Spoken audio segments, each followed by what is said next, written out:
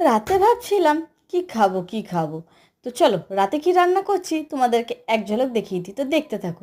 এখানে কড়াই বসিয়ে দিয়েছিলাম, সর্ষের তেল দিয়ে দিয়েছিলাম একটা তেজপাতা ও বড় সাইজের 3-4টে পেঁয়াজ কুচি করে রেখেছিলাম, পেঁয়াজগুলো দিয়ে দিলাম কড়াই। এরপরে যে আদা রসুন টমেটোটা আছে ওইটা পেস্ট করে নিতে হবে। তো ততক্ষণে দেখো আমার পেঁয়াজটা কিন্তু খুব সুন্দরভাবে ভাজা হয়ে গেছে। এদিকেও আমার প্রায় মশলা রেডি। তো চলো মশলাগুলো দিয়ে দিই, দিয়ে ভালো করে কষিয়ে নিই। ও, যেহেতু রাতেরবেলা রাতের খাবার বলে কথা, রসিয়ে কষিয়ে তো খেতে হবে, তাই না বন্ধুরা? তো তোমরা এরকম ধরনের রাতের বেলায় কে কেমন খাও আমাকে প্লিজ একটু কমেন্ট করে জানিও। আজকে আমি বানিয়েছিলাম চিকেন কষা। ওফ, বলতে না বলতে তোমাদের জিভে অবশ্যই জল চলে এসছে, তাই না? দিয়ে দিলাম স্বাদ মতো নুন।